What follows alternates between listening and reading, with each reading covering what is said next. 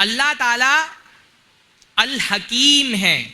हकीम का मतलब अल्लाह ताला का कोई काम फजूल नहीं होता, बिला सबब नहीं होता।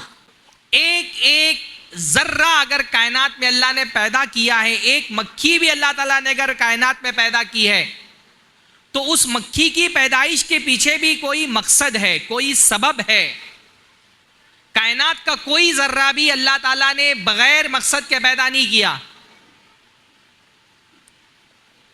अल्लाह ताला ने कुरान मजीद में काफिरों की अलामत ये बयान फरमाई कि वो ये समझते कि कायनात अपने आप बना दी गई है, बगैर किसी सबब के बना दी गई है, बातिल पैदा कर दी गई है। अल्लाह ताला ने ये सोच काफिरों की बताई। फरमाया ज़ालिका ज़न्नुल लज़ीना कफ़रू, जो कुफ्र करने वाले हैं वो ये गुमान करते हैं कि कायनात ऐसे ही पैदा कर दी गई है, इंसान ऐसे ही पैदा कर दिया गया है, पैदा हुआ, खाया पिया और मर गया। ईमान वालों की सोच, ईमान वालों का अकीदा, कुरान मजीद में अल्लाह ताला ने क्या बयान फरमाया? अल्लज़ीना यतफ़क्करूना फ़ी ख़ल्क़िस समावाति वल अर्ज़ रब्बना मा ख़लक़्ता हाज़ा बातिला, कि जो ईमान वाले लोग हैं जब वो आसमान और ज़मीन की तख्लीक में गौर करते हैं तो वो कहते हैं अल्लाह ताला तूने इस कायनात को बातिल नहीं पैदा किया, इस कायनात को अल्लाह ताला ने एक हिकमत के साथ पैदा किया है। हर शय की पैदाइश के पीछे एक मकसद है। सूरज अगर आसमान पे चमक रहा है, अल्लाह ताला ने ये सूरज इसलिए पैदा किया है ताकि हम ज़मीन वालों को रोशनी और तवानाई फराहम करे। आसमान अगर खूबसूरती के साथ जगमगा रहा है तो उस आसमान पर अगर चांद जगमगा रहा है तो उस चांद के जगमगाने के पीछे एक हिकमत है, उसने हमारी ज़मीन को बैलेंस किया हुआ है। ये बादलों से उतरने वाली बारिश हो या ज़मीन पर उगने वाले नबातात हो, कायनात की हर शय अल्लाह ताला ने हिकमत के तहत पैदा की है। छोटी से छोटी चीज़ अल्लाह ताला ने हिकमत के तहत पैदा की है। ये सारी कायनात, ये ज़मीन, ये आसमान और इसमें पाए जाने वाली अल्लाह ताला की बेशुमार मखलूक़ात, अल्लाह ताला फरमाता है हुवल्लज़ी खलक़ लकुम मा फिल अर्ज़ि जमीआ, कि अल्लाह ताला ने तुम्हारे लिए पैदा किया है उन सारी चीज़ों को जो ज़मीन पे है। ये कितना खूबसूरत एहसास है जो कुरान हमको देता है कि ये कायनात अल्लाह ताला ने हमारे लिए बनाई है।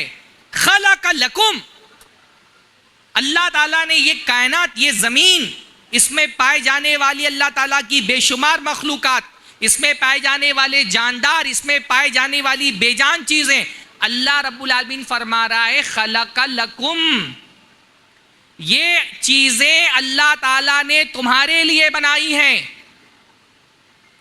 ये सूरज का चिराग जो अल्लाह ताला ने जलाया है ये तुम्हारे लिए जलाया है ताकि ये सूरज तुमको तवानाई और रोशनी फराहम करे।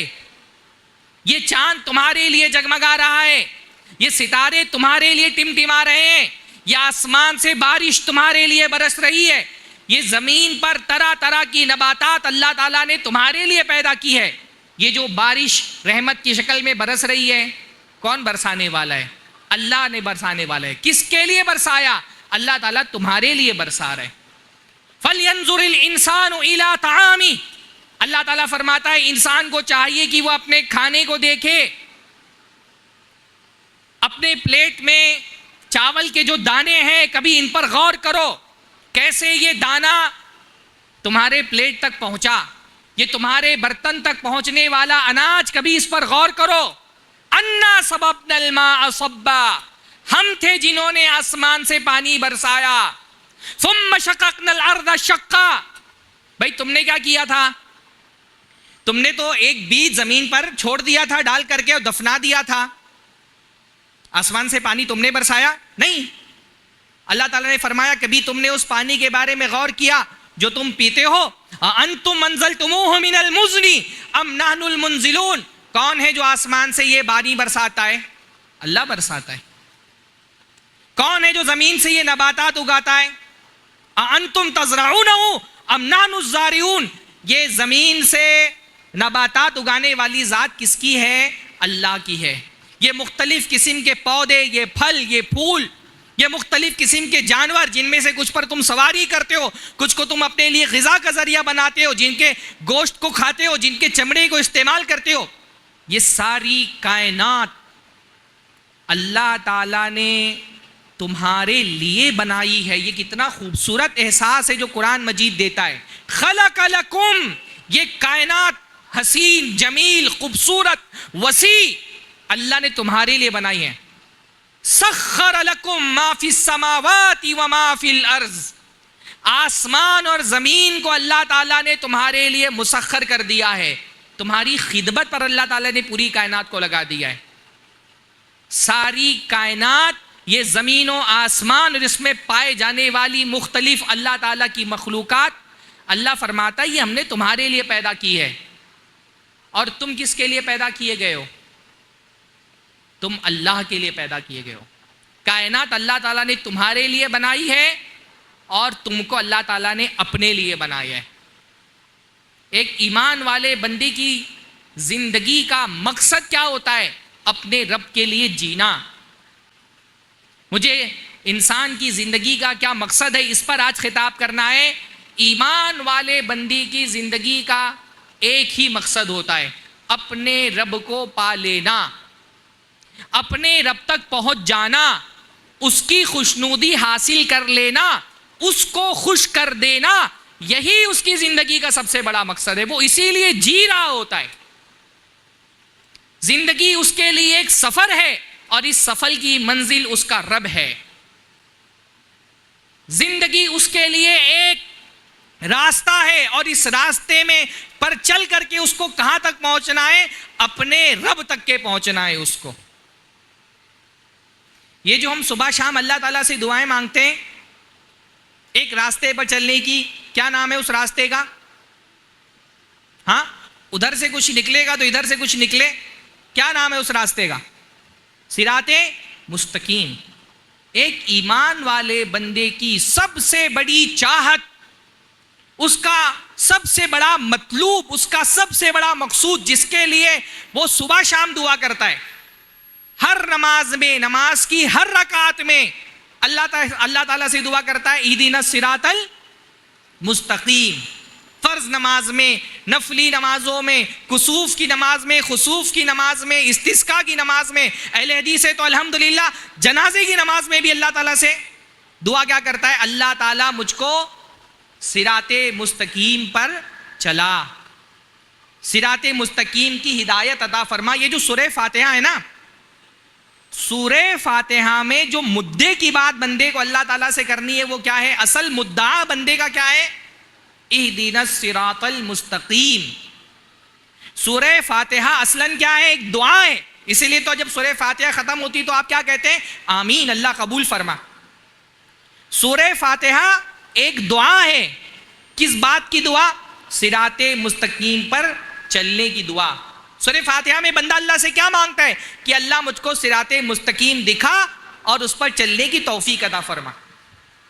इहदिना सिरातल मुस्तकीम से पहले जो कुछ भी है वो वसीले से के बाब से है। बंदा जब नमाज में खड़ा होता है उसको असलन अल्लाह से क्या मांगना है? कि अल्लाह मुझे सिराते मुस्तकीम पर चला। लेकिन अल्लाह से मांगने का तरीका यह है कि अल्लाह से कुछ मांगो तो पहले उसको कुछ दो। पर हम गरीब, फकीर, मोहताज, हम अल्लाह को क्या दे सकते हैं? तो अल्लाह को पहले हम उसकी सिफतों का, उसकी अजमतों का हवाला देते हैं, वसीला लगाते हैं, अल्लाह की तारीफ करते हैं खूब। अल्लाह से मांगने का उसलूब यह कि पहले अल्लाह की खूब तारीफें करो। अल्हम्दुलिल्लाह रब्बिल आलमीन अर्रहमानिर रहीम मालिक यौमिद्दीन। पहले बंदा अल्लाह ताला के नामों का, उसकी अजमतों का वसीला लगाता है। फिर बंदा कहता है इय्याका नअबुदु व इय्याका नस्तईन, अल्लाह हम तेरी ही इबादत करने वाले हैं, तुझी से मदद तलब करने वाले। अपने अकीदे का, अपने ईमान का, अपनी इबादत का, अपनी वफादारी का हवाला बंदा अल्लाह को देता है। फिर बंदा मुद्दे की बात पर आता है। ये सारा जो वसीला लगाया, ये क्यों लगाया? क्योंकि बंदे को अल्लाह से कुछ मांगना है। क्या मांगना है अल्लाह से? इहदिनस सिरातल मुस्तकीम, अल्लाह ताला मुझको सिराते मुस्तकीम पर चलाता रहे। ये सिराते मुस्तकीम पर चलना, ये बंदे की इतनी बड़ी चाहत क्यों है? कि हर नमाज में, नमाज की हर रकात में आकर के अल्लाह ताला से कह रहा है अल्लाह मुझे सिराते मुस्तकीम पर चला, अल्लाह मुझे सिराते मुस्तकीम पर चला। सिराते मुस्तकीम पर चलना क्यों चाहता है बंदा? आखिर सिराते मुस्तकीम लेकर के कहां जा रही है, कहां पहुंचना है उसको? इस रास्ते पर चलना इस वजह से है क्योंकि इस रास्ते की मंजिल अल्लाह है। इन्ना रब्बी अला सिरातिम मुस्तकीम, मैं सिराते मुस्तकीम पर चलने के लिए ऐसा बेताब क्यों हूं? क्योंकि मेरा रब सिराते मुस्तकीम पर है। ये वो रास्ता है जो मुझको मेरे रब तक पहुंचाने वाला है। यही ईमान वाले बंदी की जिंदगी का सबसे बड़ा मतलूब है कि मुझे मेरे रब तक पहुंचना है, और वाहिद रास्ता जो मुझे रब तक पहुंचा सकता है वो यही है, सिराते मुस्तकीम। इसलिए बंदा हर कदम पे डरा हुआ है कि कहीं मेरे कदम इस रास्ते से डगमगा ना जाए, कहीं मैं बहक ना जाऊं। शैतान ने जो जाल डाल करके रखे इस रास्ते पर, कहीं मेरे कदम फिसल ना जाए, मैं शैतान की किसी फितने का शिकार ना हो जाऊं। एक कदम इस रास्ते पे आगे बढ़ाता है, अल्लाह से दुआ करता है इहदिनस सिरातल मुस्तकीम, अल्लाह मैंने एक कदम बढ़ा दिया है, अगले कदम तक मुझे सलामत रखना, क्योंकि मुझे अल्लाह ताला तक पहुंचना है। ईमान वाले बंदे की जिंदगी का मकसद अल्लाह है, वो अल्लाह ताला के लिए जीता है।